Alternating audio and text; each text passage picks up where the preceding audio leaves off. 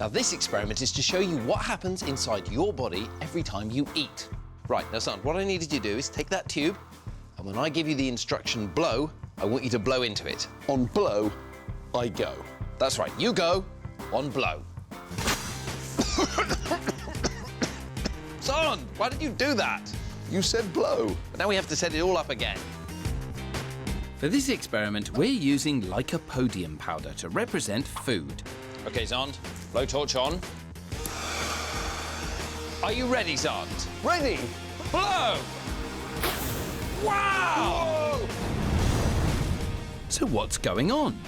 The lycopodium powder has mixed with the air breathed out by Xand, been ignited by the flame, causing a chemical reaction which releases lots of energy. Now, although there's no fire inside you, chemically this is what happens in your body when you eat. Your food is fuel, just like the lycopodium powder. It mixes with the oxygen and releases energy, which is what allows you to do all sorts of things, whether it's just breathing or running around.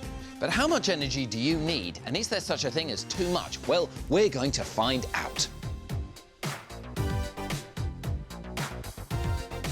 Your body is a bit like an engine, so it needs fuel for all the things it has to do.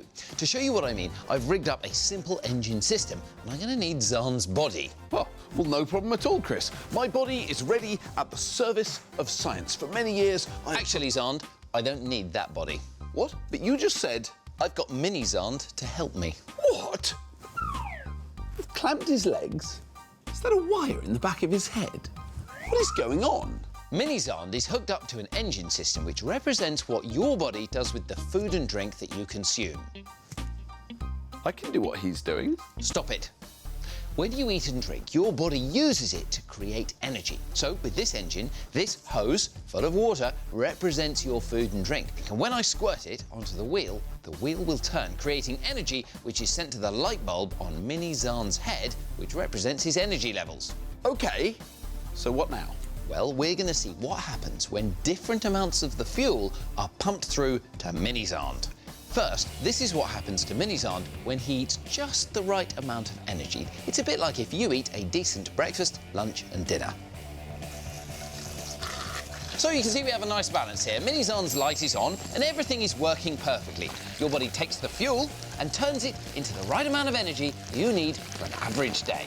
But what about if Mini Xand has had a really busy day and he forgot to eat lunch? That does happen. Good question, Xand. Well, let's find out. Now, I'm putting less water on the wheel and it's not spinning, so the light bulb isn't coming on. This is not good. Exactly. That's what happens if you don't eat enough. Your poor body has no energy to do what it needs to, and as a result, you feel tired, and it can mean your body won't be able to perform all its functions properly. Well, that could make him ill.